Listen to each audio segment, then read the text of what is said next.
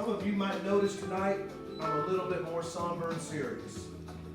The reason that is the case is because this is serious business.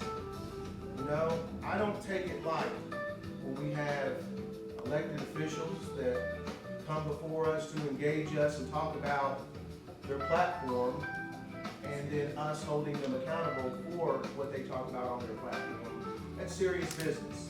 It's our civic duty to elect good politicians, and then it's our civic duty to hold them accountable. So a bit of what this is about this evening is a little bit of accountability in that we allow them to come before us and express their views in a way, hopefully, that resonates with the audience here tonight. So is there any process questions before I read the rules? Do you have any low-hanging fruit questions, not for the candidates, but for me, with regard to how we're going to run this thing? And then I'll set out my rules. Sure, can we start with the pledge? We will start with the pledge. Don't be hijacking my agenda.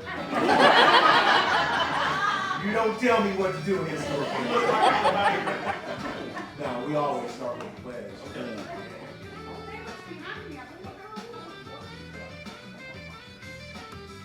And I tell you what, it is now.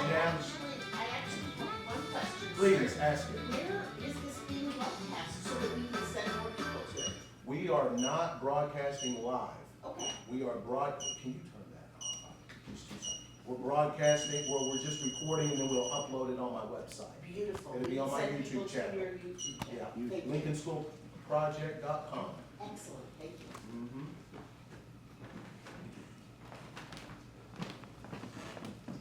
I haven't synced my remote, so when I turn off one TV, 2 come on. That's the story of my life, you know? Turn off one, 2 comes on. Turn on 2 and 1 goes off.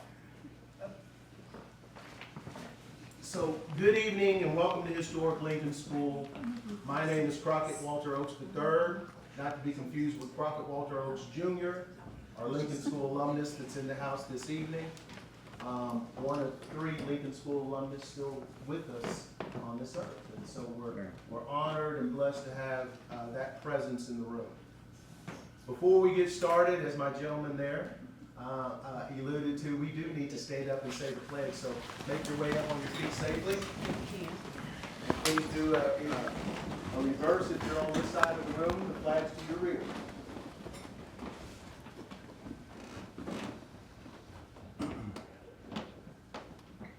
I pledge allegiance to the flag of the United States of America and to the republic for which it stands, one nation, under God, indivisible, with liberty and justice for all. Please be seated.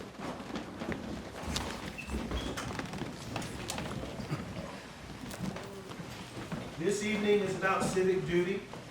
This evening is about allowing these candidates to answer questions that they've had a little while to prepare for. This isn't a stump the chump session. I had a meeting with these candidates, I guess, about a month ago, right?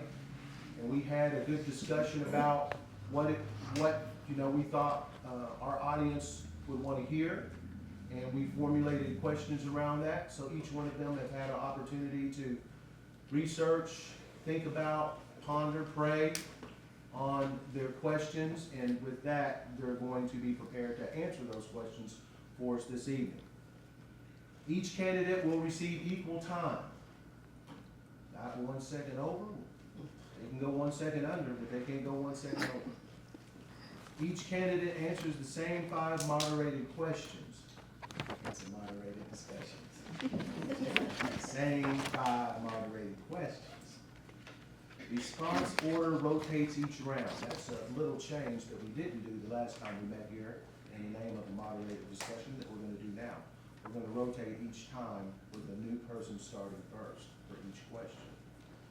Audience questions must remain respectful and issue focused. No rambling. No rambling. No rambling.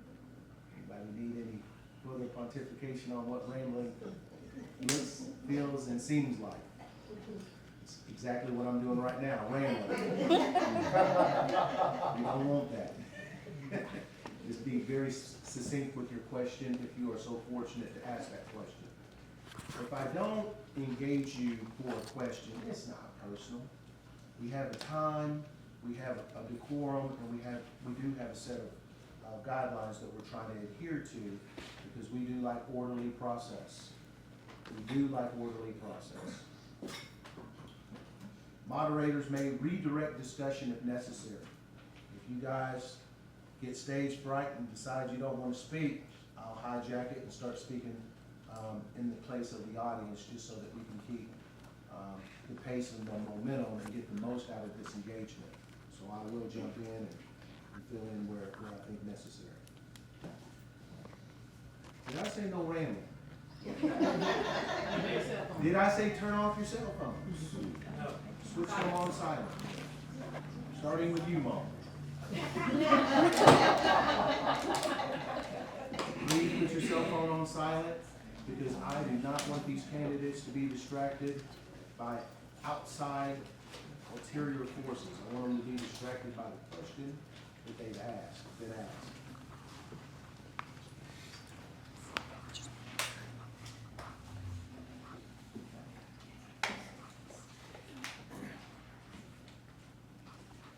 Now, before we get started, my introduction, I'm gonna just tell you,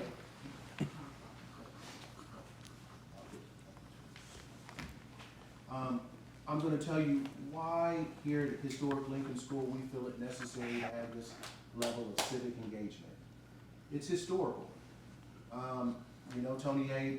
put these books out a few years ago, and within these books, I ran across an article that talked about how the African American community was engaged here and consulted over some barbecue on how to go about seeking the African American buy-in for certain civic activities throughout town.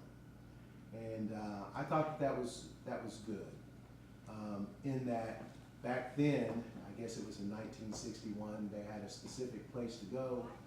They had a specific group of folks that they engaged. They viewed those individuals that they engaged as the civic-minded folks of the Hill, and they solicited their input for certain things that were going on that they felt necessary to get their input on. And I like that. But it's not as clear-cut as it was back then with regard to where to go to engage to get the black vote. This isn't about the black vote anymore. This isn't about engagement of a particular demographic, and I'm proud about that. Here at Historic Lincoln School, we turned what was a symbol of separation and division into a beacon of unity, where all folks can come and get information and engage effectively and respectfully. And I love that about what we were doing here today. And so I took an old concept and turned it on its head, in that it's all of us here seeking to get information from these candidates, because it's all of our votes, not just a specific block that they're pandering for. It's all of our votes, all demographics. Any questions along that line? All right.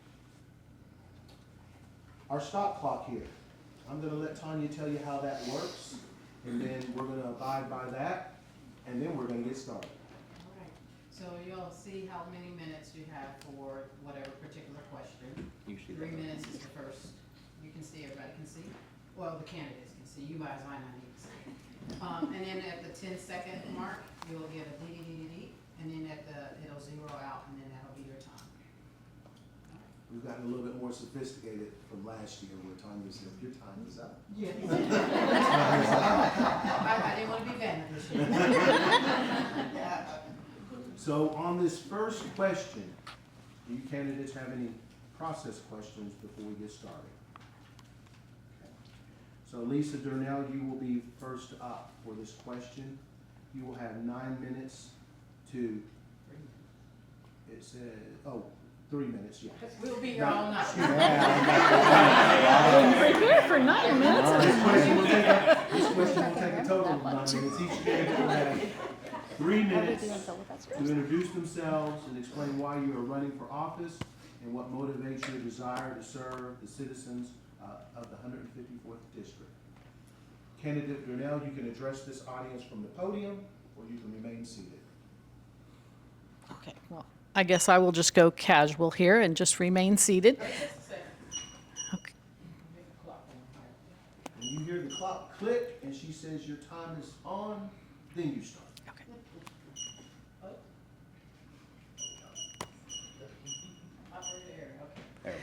Okay, my name is Lisa Durnell, and I am the current state rep for District 154 here in Howell County. I grew up just over the line into Texas County, just about a mile and a half, but Howell County was our go-to for everything, mostly in Mountain View and Willow Springs and for school, but then of course we would come to West Plains for bigger shopping needs and so forth. But I have lived uninterrupted in Howell County for the last 26 years. I have worked both in the public and private sectors right here in this district. I have served on boards such as the Willow Springs Scholarship Club, the Howell Oregon Electric Cooperative Nominating Committee, softball boosters, and I'm also very active in my church. I serve on the praise and worship team and as a church greeter, and I am there weekly. Doing those duties. I rarely miss a service. I felt a couple of years ago that God was calling me into running for office, and so I was obedient to that calling, and I knew that He would equip me, and He has. So like so many others, I was just tired of feeling like the government wasn't listening to us at all. And so I've tried to be a voice that actually represents the people instead of lobby. Because very often the lobbyist agenda does not match that of the people, and it doesn't benefit the people. I've carried legislation that the people from this district wanted me to carry. Some people may think that that's a little bit insignificant, but I promise you it's not insignificant to the people whose lives are impacted by it. And because I care about my constituents, it is not insignificant to me either. I have people in attendance tonight who sought me out and asked for a specific piece of legislation, and I'm happy to report that it will soon be signed by the governor. There have been many opportunities for me and my office to help people in the district who were having an issue with a department or agency, and it's always very rewarding to be able to help them solve their issues. Meeting the people of the district is also one of my favorite things to do because I am a people person, so meeting new people and having conversations, that's just right down my alley. I really have enjoyed serving in this role, and I really hope to be reelected so that I can continue in it and continue being a voice for the people. Thank you. Thank you.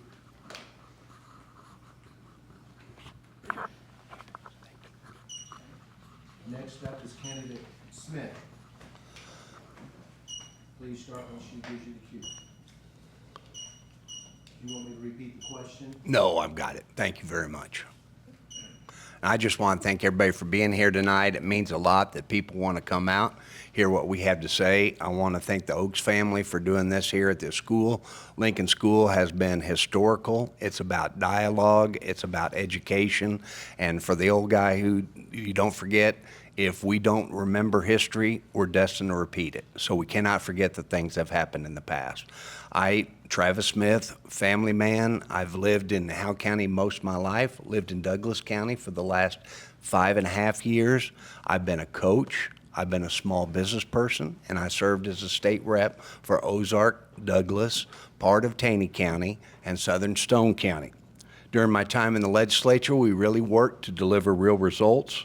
We secured funding for rural health care, strength and support for law enforcement and first responders, stood up for agriculture and private property rights, always defend our Second Amendment freedoms, and protected the unborn. We'd worked to make Missouri a better place, work, and raise a family. Why am I running? Because I love this district. This is home. I grew up here. I built businesses here. I coached here. One of the things I learned in being a coach is that you can't get things done alone. It takes a group of people working together to have progress.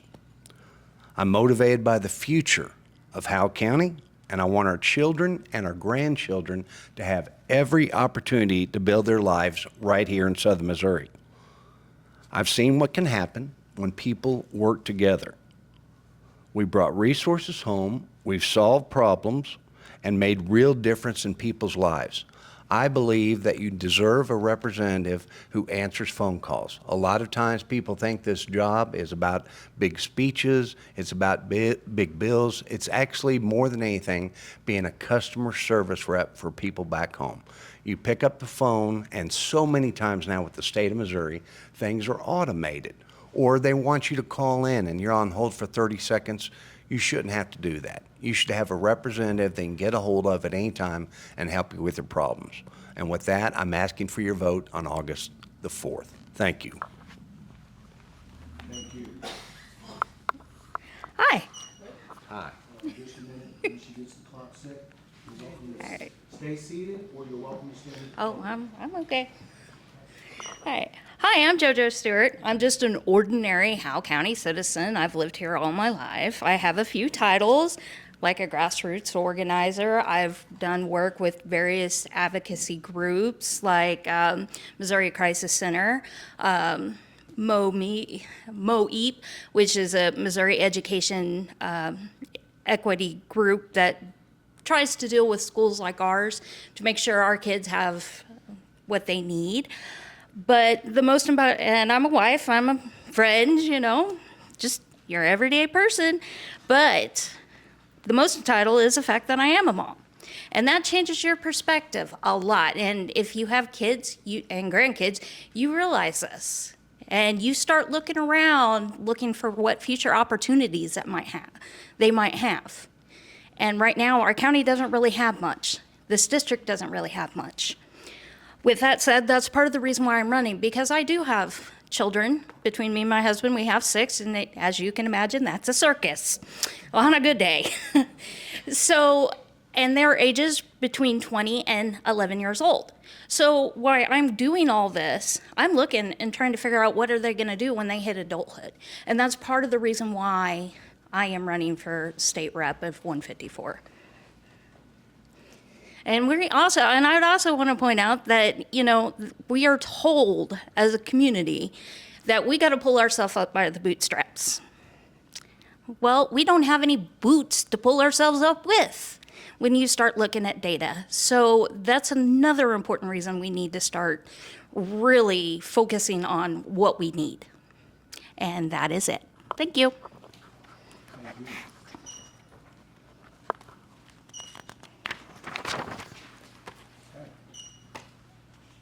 The next round of questions will have 2 minutes. Okay, thank The candidates will have 2 minutes, and it starts with candidate Smith.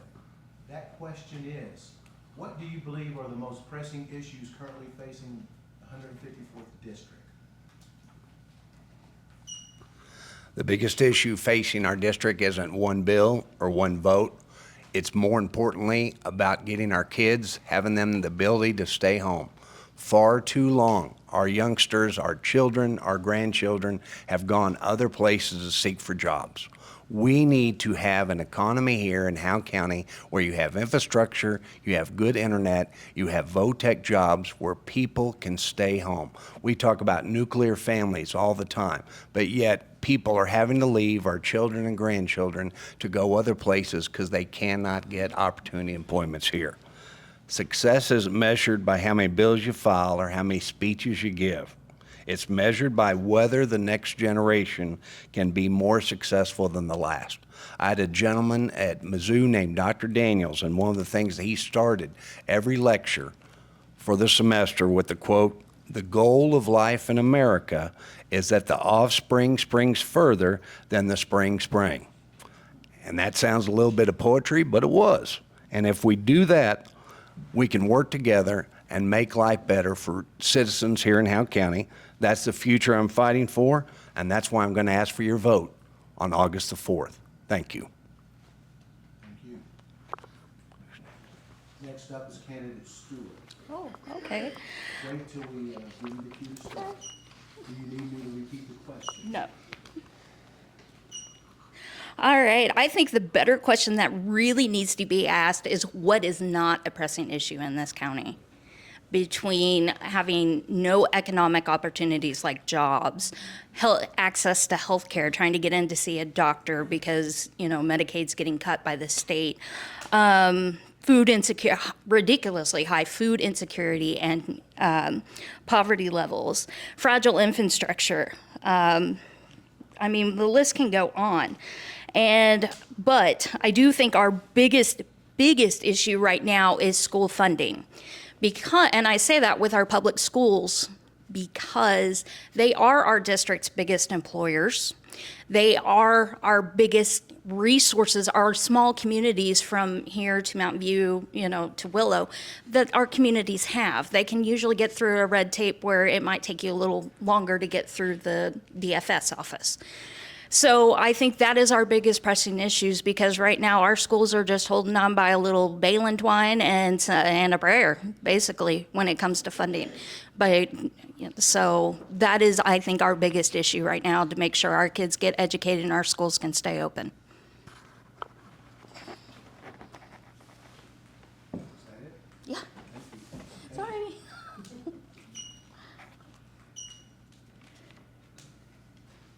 I'm gonna add to the process. When you finish speaking, say thank you so I can know okay. that you're done and we'll, Okay. and we'll move on. Got it. Sorry. Give us a nod. Roger. I'm sorry. Out.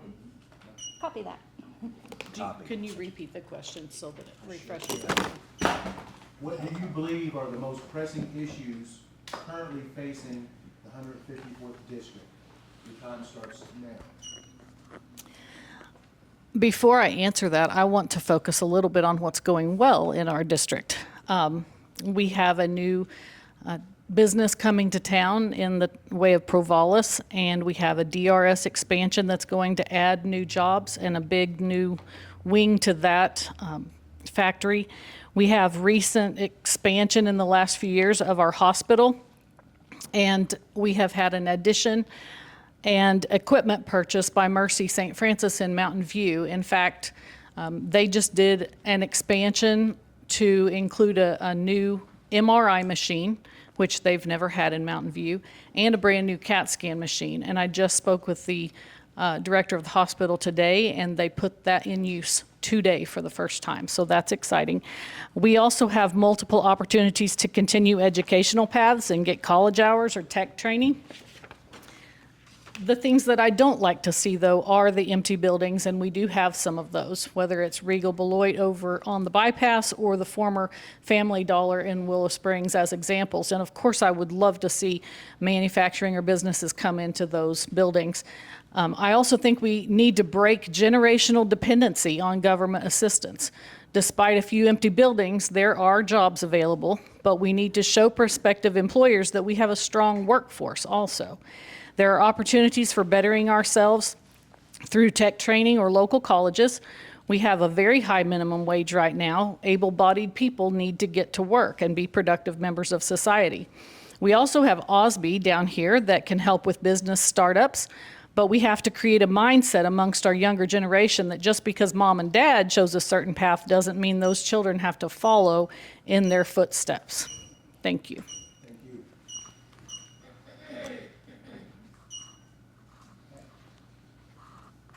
Next up, questions will be read, go those through. What Missouri legislation has most impacted the 154th district, and what changes would you support moving forward? To be honest, we're looking at least 25 plus years of really bad state policies that have came through MOLEG. From economic, because our state is going broke by our auditor's own admission, it doesn't have any revenue. That's leading to systematically defunding, various safety nets that a lot of people in this district depend on. And they're all working folks. They're all able-bodied. The data actually supports that. I think our biggest concern right now isn't really what's going through right immediately, but what is going to be on the August ballot, which will be 4 and 5. Because if 4 fails and we lose our initiative process, well, it makes it more impossible for grassroots organizers to get stuff in front of voters and become law. If we lose that ability to do that process and be engaged with our state government, that's going to come back on if 5 passes, and Amendment 5 is going to make a world of a mess, and nobody here can afford that. I got to doing the digits on that, and that ranged anywhere, our sales tax would be anywhere from 16% almost to 20%, and we just cannot afford that. So it's not so much the immediate this session of what legislations that's going to hurt us, it's going to be what is coming up on the ballot. Thank you. Candidate Durnell, would you like for me to repeat the question? Sure. What Missouri legislation has most impacted the 154th district, and what changes would you support moving forward? Your time starts now. I try to carry bills that are brought to me by the people, as I said before, things that impact their daily lives and/or their businesses, such as my raw dairy bill, lights and sirens for canine search and rescue, keeping of dangerous dogs, no-call list for businesses. 9 out of the 11 bills that I filed this past session were constituent-requested bills. But probably the most impactful right now would be Amendment 5. And I also think that Amendment 5 is a bad idea. Not because I'm opposed to eliminating the income tax, but because we could do that right now without your permission. I don't like the trust us and, while we figure out the plan, I don't like that approach to this, and I think it will hurt senior and low-income households in our district. I honestly think that they will be paying more in taxes than they are paying right now, and because we don't know a definite plan on that, we can't even put a pencil to the paper to figure out what those savings are, and I don't think it's fair to ask the voters to approve something without seeing the plan.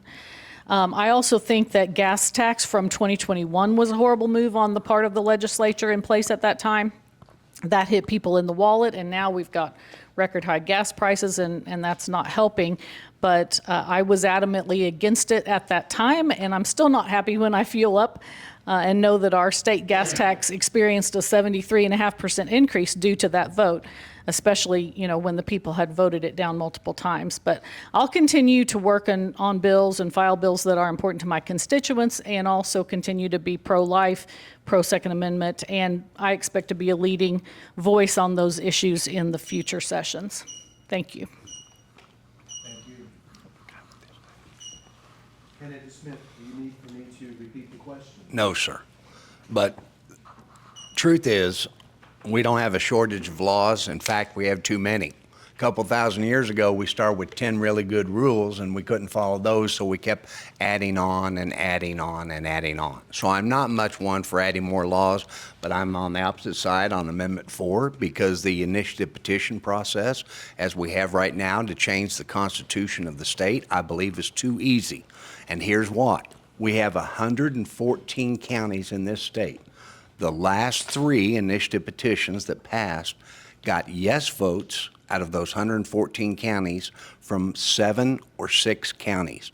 All of the other counties voted no, but because there was more people in those 6 and 7 counties, those initiative petitions passed.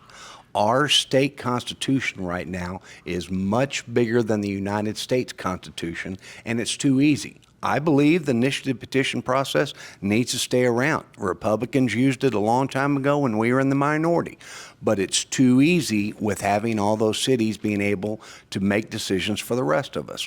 What Amendment 4 does is basically just says you have to have more yes votes in each of the 8 congressional districts in order to pass. And I don't think that's too much to ask. If we want to try to change the United States Constitution, we need 2/3 of the vote. So asking for all 8 congressional districts is not a tough ask. Thank you.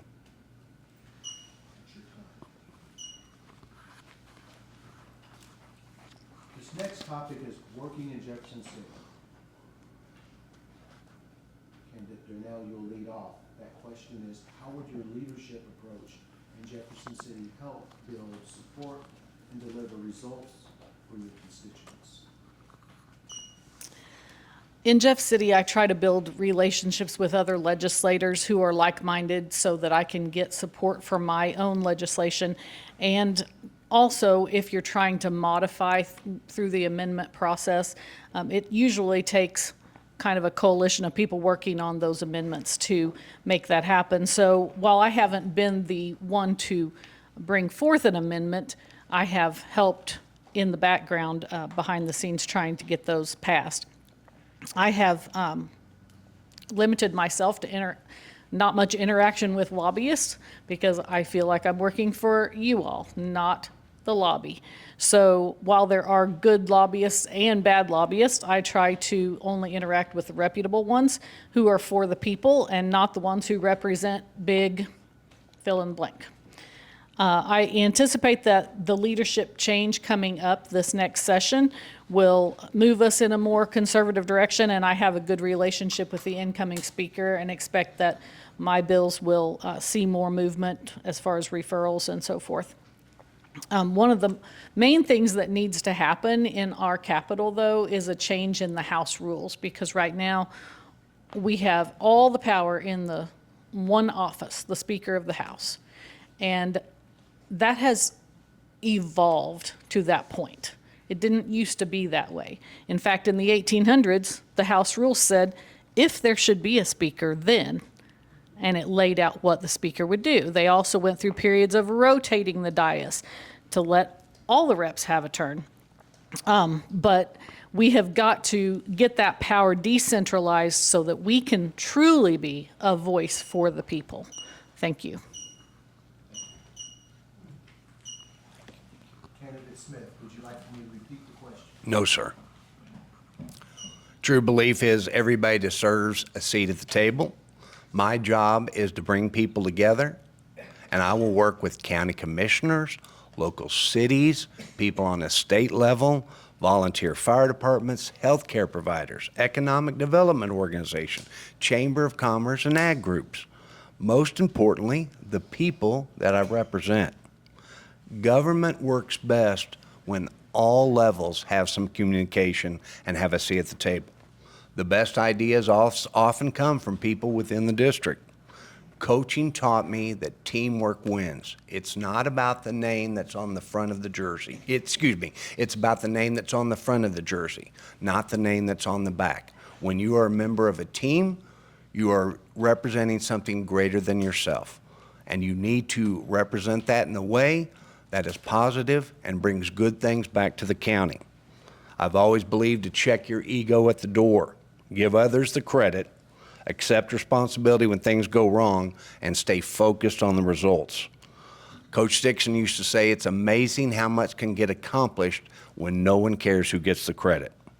So the bottom line is listen first, build relationships, work as a team, and put people before politics. Thank you. Thank you. All right. Candidate Stewart, would you like for me to repeat the question? No.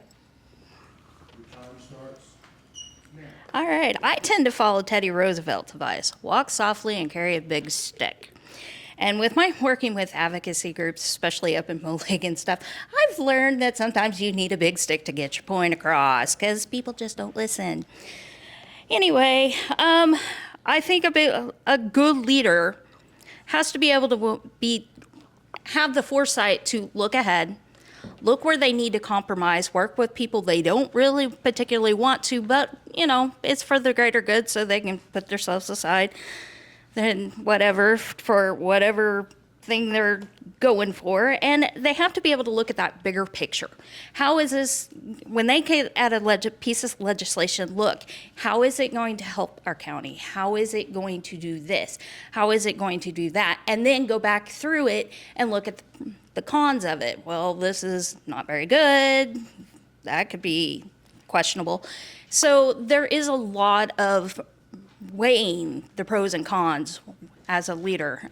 You also have to be able to take responsibility for yourself and for other people and be willing to do that. Sometimes that requires self-sacrifice. Travis, you're looking at me funny. No, I'm just listening. No, I'm just listening. Candidate Stewart, address the audience, please. Okay, sorry. This also, I would argue that since the state's about to go broke, we're going to have somebody in there, and I'm willing to do it. That's going to go to the mat for the people of this county. Because we're going to have to fight to get a little scraps to bring into the county for reinvestment, the way the state is at now. But anyway, I think we definitely need more statesmen and less politicians. That is your time. Thank you. So what I'd like to do at this moment is take maybe a 1-minute pause and just stretch. Breathe again. Good.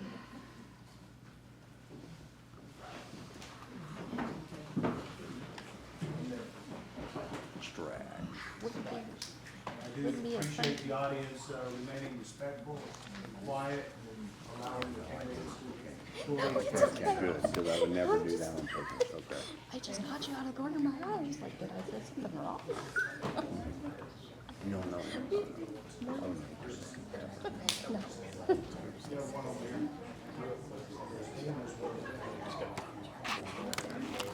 Well, I didn't know if I grew a third head or, you know. Like you said, I try to be respectful. No third head. And this is like, I respect you for coming up here and doing this, because most people don't realize how tough this is. And you're a little nervous, you know. I'm absolutely terrified. Of course, 30 seconds. but that means that you can. That's one thing going about my hand. When they're doing fine. If you are live streaming on Facebook, stop. You're not authorized to record in this room other than my recording. That's for a very specific reason. Please respect my rules. Are we ready?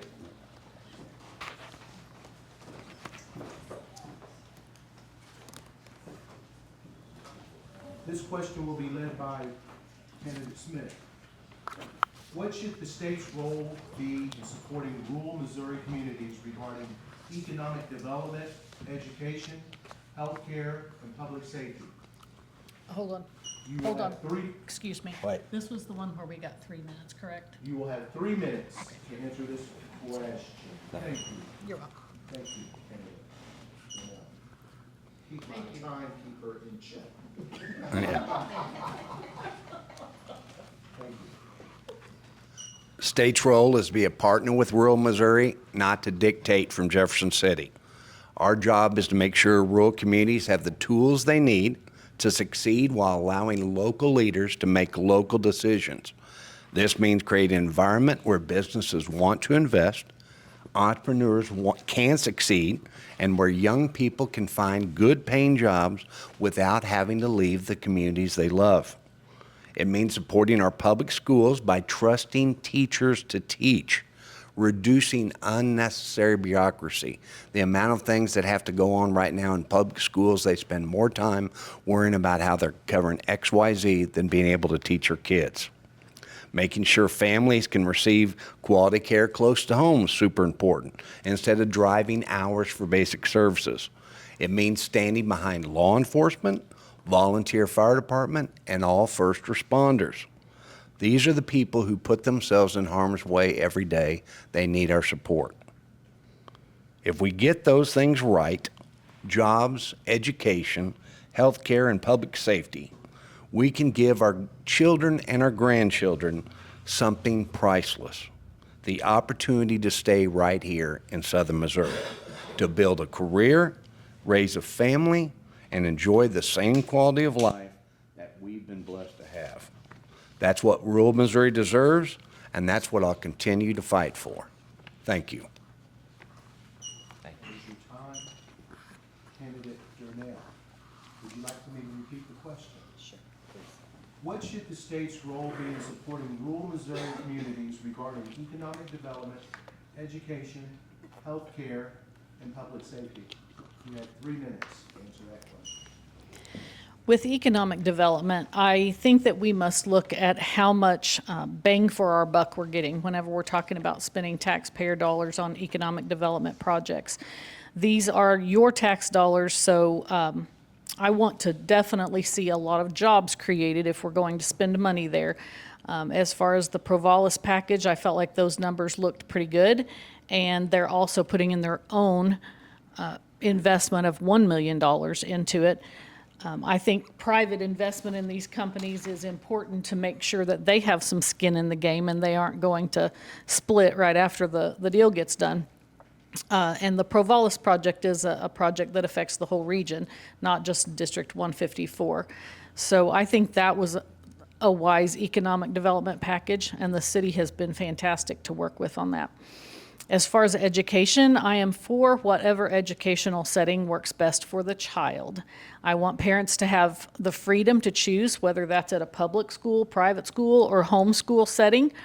I do think, though, that we have to keep our public education system strong, but I do want the schools to be accountable with the funds that they do have. I would rather see funds spent to improve the setting in the classroom and not necessarily hiring more administrative positions. I'm also big on local level decisions for schools and the legislature not trying to micromanage them from Jeff City. Unfunded mandates for schools are making it hard on district budgets, and I totally get that. So I try to vote accordingly, and I feel that I have a strong record when it comes to education and the votes I've taken. As far as healthcare, when I think of that in our rural area right now, I can't help but think of the Rural Health Transformation Program. And it's a new federal program with funding of $50 billion over 5 years, and it's designed to strengthen healthcare in rural areas and redesign how patients receive care. Missouri this year has received $216 million in funding, and West Plains and OZH is a hub for that. So what they're trying to achieve through that is to improve health outcomes in the areas of chronic disease, behavioral health, maternal health, and coordination, meaning shorter time from the need to the first appointment. And then as far as public safety, just making sure the state isn't implementing laws that are ultimately unfunded mandates that might be good for perhaps St. Louis and Kansas City, but really put a strain on rural communities and departments. And then also allowing our officers to do their jobs without excessive regulation. Thank you.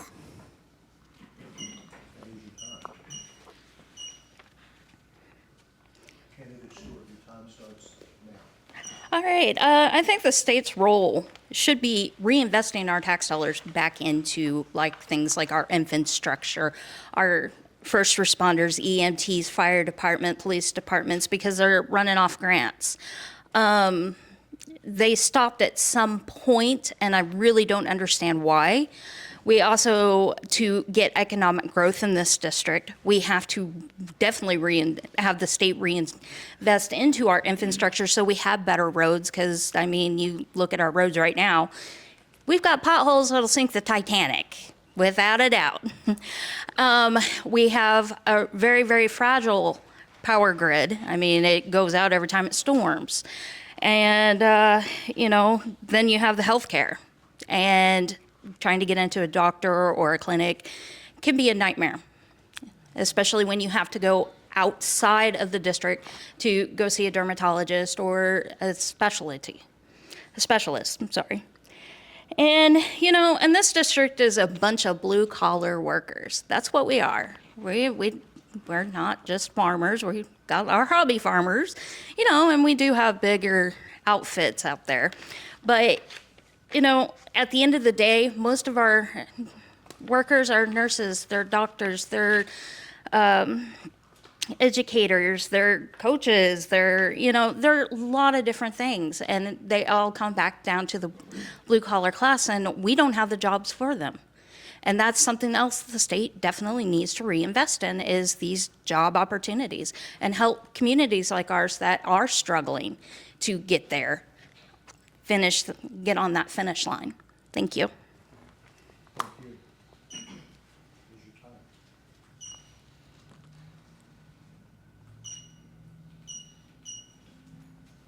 Okay, this next question, you'll have 2 minutes to answer this question.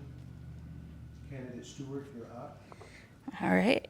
What personal values or life experiences best prepare you to represent the people of the 154th district? Well, as I brought up, between me and my husband, we have 6 kids, and that can be a circus.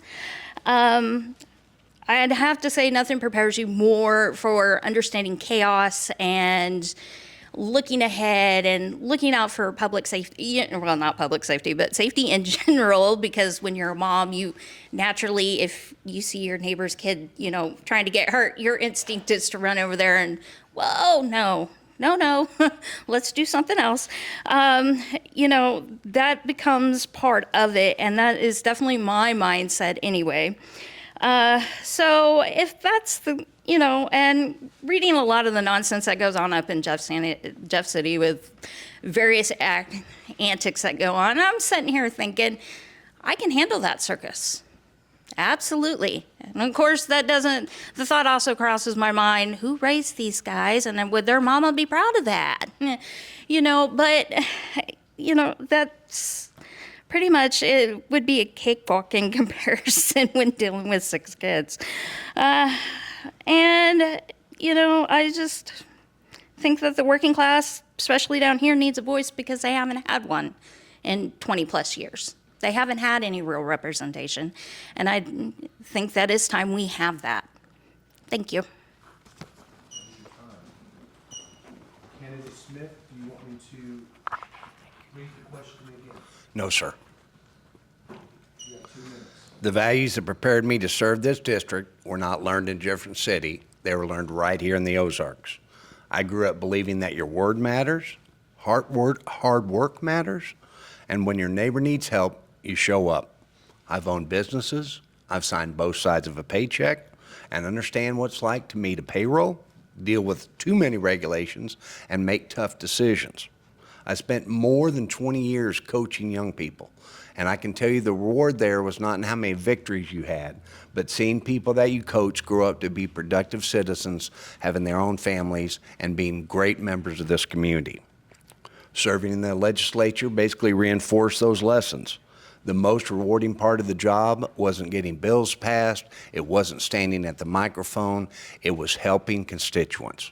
Nothing made me feel better than when someone made the comment on the phone, "You've restored my faith in government again." And that's what our job is as legislatures. My faith teaches to treat people with dignity and respect. My coaching taught me teamwork. Business experience taught me accountability. And as your state representative, it's taught me that listening is more important than talking. Scripture tells us in James to be quick to listen and slow to speak. God gave us one mouth and 2 ears. One of the most important parts of this job is to listen to people and what their concerns are to do it well. These experiences have shaped who I am, and that's why I believe I'm the representative who can get the best job done in Jefferson City. There's exactly what I've done before, and it's exactly what I'll do again. Thank you. That is your time. Candidate Durnell, would you like to lead us? You have 2 minutes. I am a well-rounded individual when it comes to values and leadership. I have strong convictions due to a good upbringing by my parents. I learned the value of integrity, honesty, and a good name, and learning how to have thick skin, which is a must in this role. I also have a good work ethic. Being raised on a farm in an era where you had to contribute to your household and your farm, I learned the value of hard work through gardening, pulling weeds, showing cattle, bucking bales in the summertime, and not being given handouts from the government or my parents. I never got an allowance, not even once. I was expected to work, and we need more of that today. I'm well educated, graduating in the top 10% of my class, lettering academically, being in National Honor Society. And then I went to Mizzou, where I graduated with a degree in agricultural education, a minor in ag econ, and an emphasis in animal science. While in school, I was active in many clubs and cheerleading, FFA, plus outside organizations like 4-H and our church youth, where I served in leadership roles. As an adult, I've served my community well, in volunteerism on the Willow Springs Scholarship Club and other various organizations. I have critical thinking skills and the ability to read and interpret the legislation, but also recognize that if something does stump me, I'm not so proud that I won't ask for help and seek other opinions from qualified individuals. I'm confident and try to make wise decisions both personally and professionally so my constituents can be proud of their rep and know that I'm conducting myself properly in Jeff City. I've worked in both the public and private sector, and this job I truly enjoy, and I would ask for your vote on August the 4th. That is your time. Okay, so this portion of the discussion, we will take questions from the audience. We will actually take 2 questions from the audience. Each candidate will answer that exact same question. 2 questions, 3 answers from the audience, or from the candidates from the audience. Who has a question? R.A. Pendergrass, please ask your question. We'll make sure that we get your question documented because it's going to be that same question that all 3 candidates will answer. And candidate Durnell, you will be first up to answer candidate Mr. Pendergrass's question. When and if do you believe that public dollars should go to private schools in K-12? I actually obviously have voted on 2 rounds of the budget, both in the 2025 session and 2026.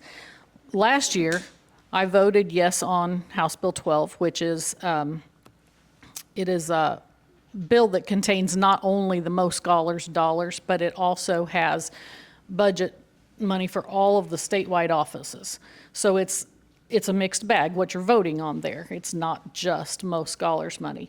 I did vote yes last year, but it does give me heartburn to be spending public dollars on private schooling whenever, we get reports of some of the things where that has been spent that I am not comfortable with. So I did vote no on that budget bill this year whenever it came back from the Senate. They had raised it from 50 million to 60 million. And I just think too, in an era where we're trying to cut the budget and reduce it because it grew from 35 billion to 52 billion from 21 to 24, we're going to have to make some hard cuts. And so, pulling back on some of those types of things using public dollars for private schools, I was okay with taking a no vote on that this year, for sure. That is your time. Dr. Pendergrass, will you ask that question again, please? You want me to ask it again? I'm good. You're basically, yes. First of all, I'm a school choice guy, I always have been, because I think competition makes things better. I talked to a lot of different superintendents. Jake Long, who is the superintendent right now in Howe Valley, said when school choice came to Arkansas, everybody said the sky was falling, and it didn't. Arkansas even has the voucher systems now, school choice. They have gone full-blown on it. When people ask the question about those, should public dollars go for private education, public dollars don't come from the government printing money. They come from private citizens. And those private citizens should have a say in where their tax dollars are going. I know that's not what a lot of people like to hear, but we're going to have some choice coming to Missouri. And it's going to happen sooner than later. And like I said, I think competition really makes schools get better. You want to work and you want to do good things for your people. There's advertisement involved with it. So I'm a pro. Always people having school choice. Thank you. That is your time.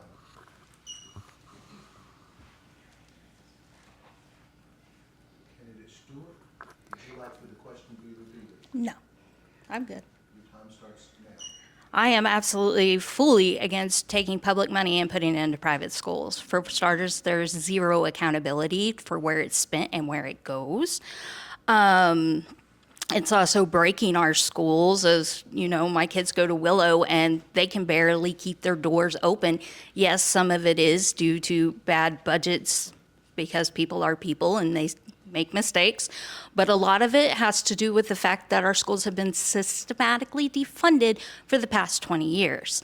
So yes, I'm totally against sending our tax dollars into private schools. And I also want to point out it's unconstitutional. Thank you. You yield your time, that is your time. Yep. Who has the next question? Who has the next question? You were first. I would like to know, Direct your question towards the oh, camera. I'm sorry. I would like to know from each of you what your position is on Amendment 4 and how you would actually vote on that amendment on the ballot. I have a moderator input to that. Can you explain for the rest of the audience exactly what is Amendment 4? Amendment 4 is the initiative petition, and that is how we can go about changing the Constitution of Missouri. Two ways to do it, either through the legislature or by a petition that a group of individuals sign and ask for a particular thing to be changed in the Constitution. How marijuana was passed in the state, for example. And so this is on the ballot this year with the legislature providing two specific methods that can be done. Because in the past, it's just taken 50% plus one. We're clear. Okay. Thank you for the explanation. We're gonna start off with candidate Smith. You have 2 minutes to answer that question. Initiative petition, like I said earlier, it's way too easy to pass. 114 counties in the state. Last 3 that passed, 6 or 7 counties, have the ability to have, those counties had more yes votes than no votes. And it basically overrides everybody else. It should not be that easy to do. You mentioned that about where you get signatures. On the marijuana initiative petition, my understanding is there wasn't one signature gathered from our 8th congressional district. I believe you need to have signatures that come from each district, and I believe that all 8 congressional districts should vote 50% yes in order for it to pass. It should not be easy to change the Constitution of the state of Missouri. Any input from the audience will not be condoned while the candidates are giving their responses. Okay? That's all I'm gonna say about that. Candidate Donnell, is it candidate Donnell? You're up. Would you like the question to be repeated? No. You have 2 minutes. Yes, changing the U.S. Constitution takes a 2/3 majority vote plus 3/4 of the states in favor. It's a high threshold because changing a constitution is a big deal. And we should make the changing of Missouri's constitution a big deal. Right now, we have mob rule, 50% plus 1, which does not align with our type of government. We are a representative form of government, and we should have say from the entire state on when we're going to change that, and not have just the large urban areas dictating to us what we're going to do. A lot of times, the rural areas have much different values and morals than the cities, and it's very disheartening to have the cities be able to change our constitution. And right now, also, the things that are in our constitution are sickening to me. Marijuana, abortion, that should not be in our constitution. And so, yes, I absolutely think that the threshold needs to be raised. Is Amendment 4 perfect? No. I campaigned on an initiative petition reform platform. I wanted to see changes in that.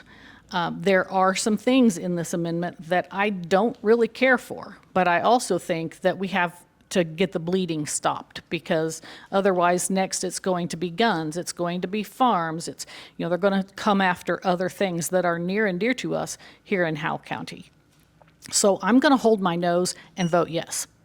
Thank you. That's your time. Okay, we have a moderator. Hello? you have one more opportunity.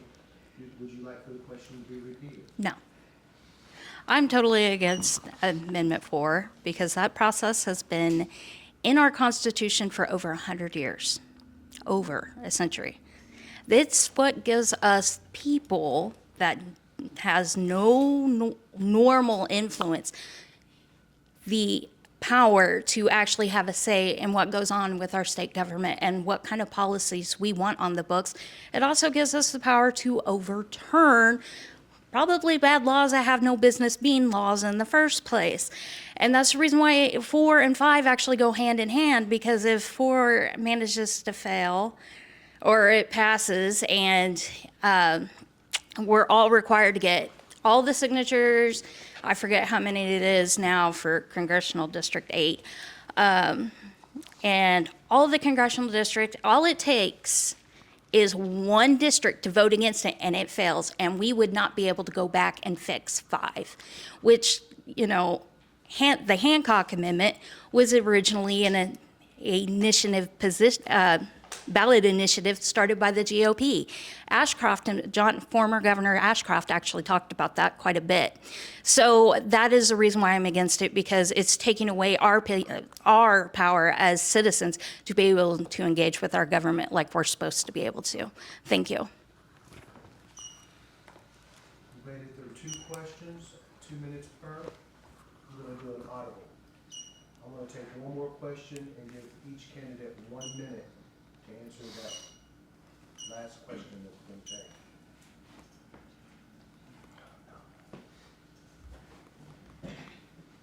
Four and 5 amendments that have been put on by the legislature.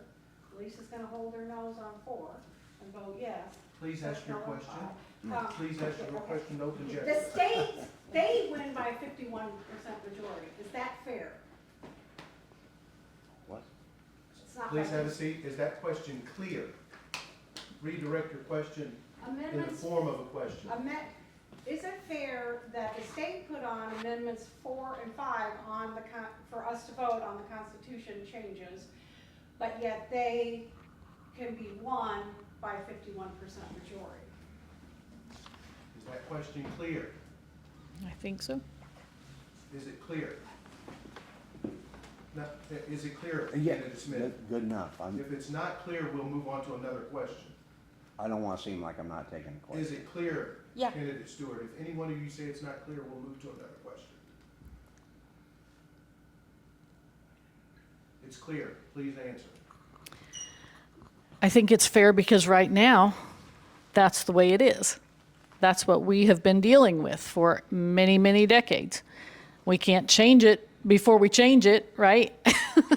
I mean, you guys, the left has put in a lot of stuff into our Constitution under that threshold.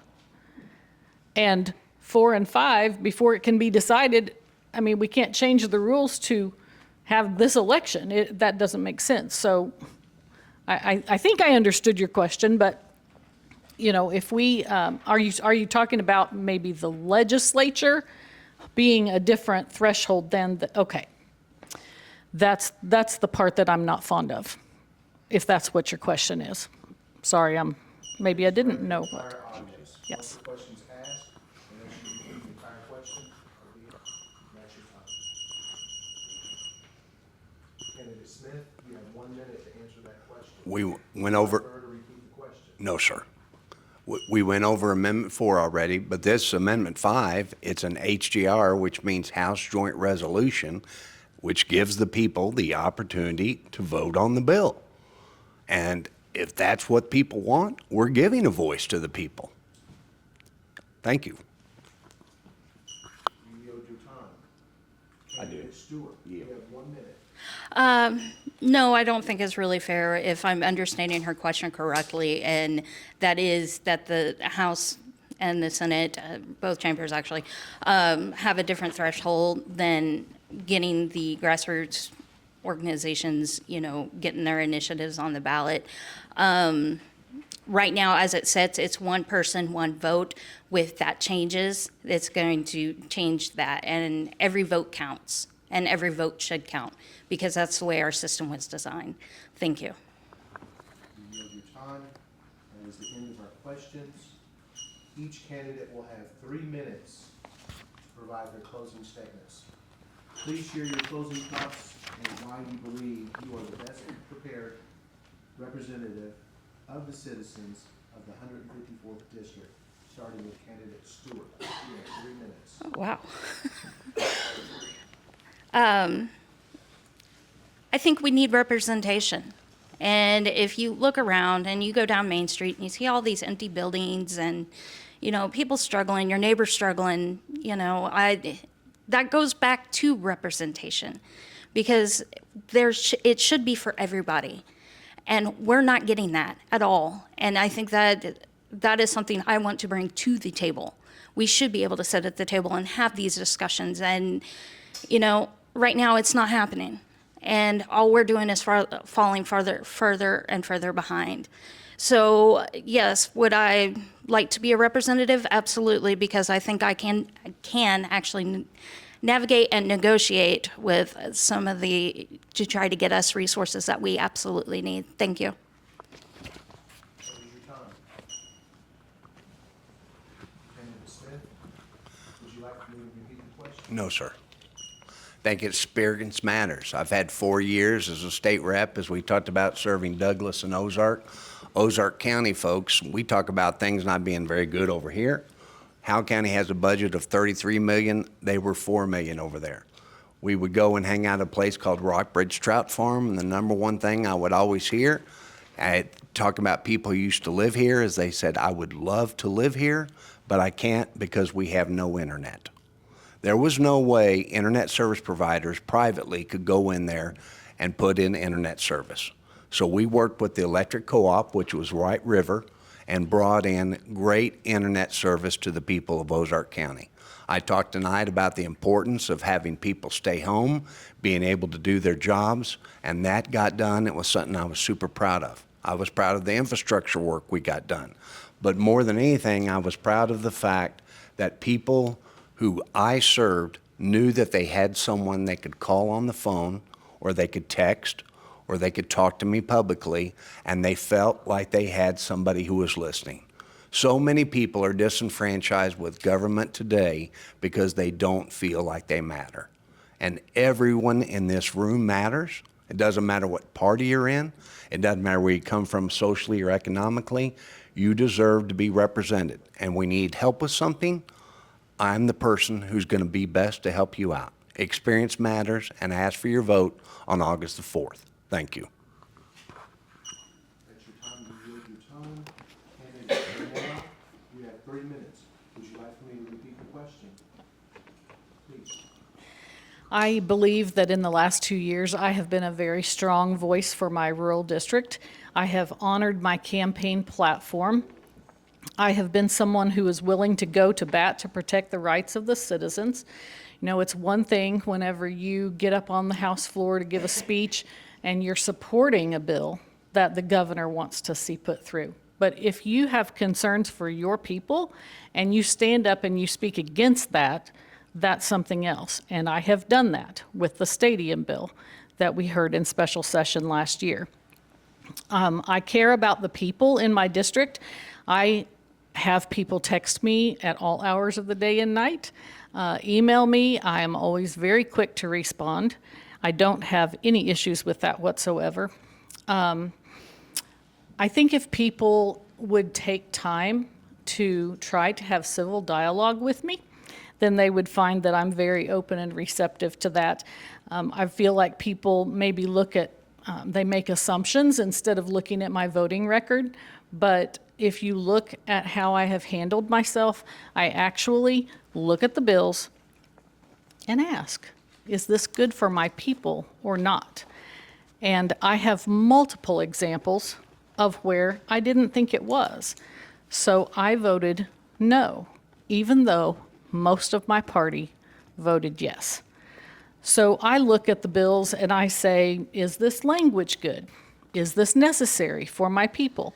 What are we trying to do here? Is this constitutional? What is the fiscal note? Some of those things in there most of those things could turn me to a no vote. Just because I'm trying to look out for you and do a thorough job in vetting this legislation. I don't just push the yes button just because it's easier. Trust me, it would be easier to sit there and push the yes button on everything. But whenever you're actually representing your people and trying to hear what they're saying, sometimes you have to have the courage to push the no button. And I have that courage. I care about issues that affect people right here by carrying legislation that is suggested to me, that is reasonable, and that I feel will improve the quality of life for people, farmers, for my friends over here who wanted a memorial bridge for their son because MoDOT's Adopt a Highway program was going away. And they had been doing that for 20 years, keeping up that roadway. And then suddenly that's gone. So I worked for them to get that done. That's how I care about you. And I would appreciate your vote on August the 4th. Thank you. Good man.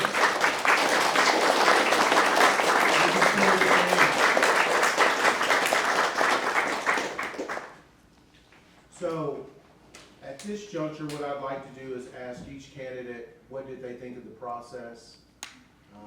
And let's have a healthy dialogue in that regard. 30 seconds to answer my question. What did you think of this process? JoJo Stewart, start. It's a new experience for me. Last cycle, I wasn't invited to anything, so I'm just excited to be here. So it's a learning curve, definitely. So that's how I would answer that. Thank you for having me. Thank you. That is your time. Candidate Smith. I appreciate the process, especially people coming out, wanting to listen. We take a lot of times driving, knocking on doors, sweating in the heat, trying to get people's opinion. A lot of times you don't get that. When you see a room full of people like this, you know people really care, and they come out and they want to express how they feel about government. And we want to tell you thank you for that. So thank you for putting this on, especially in a building like this that has great history. Candidate Durnell. Well, I want to thank you guys for putting this on. You guys are always the most gracious hosts, and this is one of my favorite places in my whole district. I love coming here. I truly do.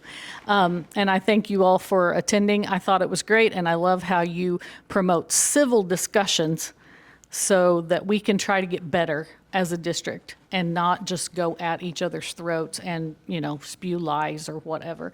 Thank you. Thank you. Thank you all for being here. The audience, you were great. I crave order. That's my nature. I crave order. I will have it.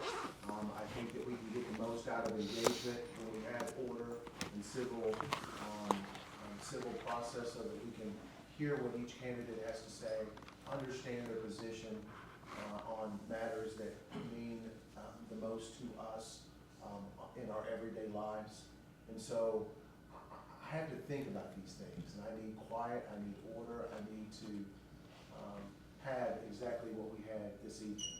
So thank you all for playing along.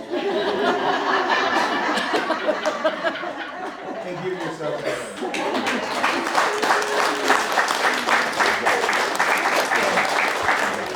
All right, this concludes our moderated discussion. Feel free to engage the candidates in their own capacity, but not at large. Thank you very much.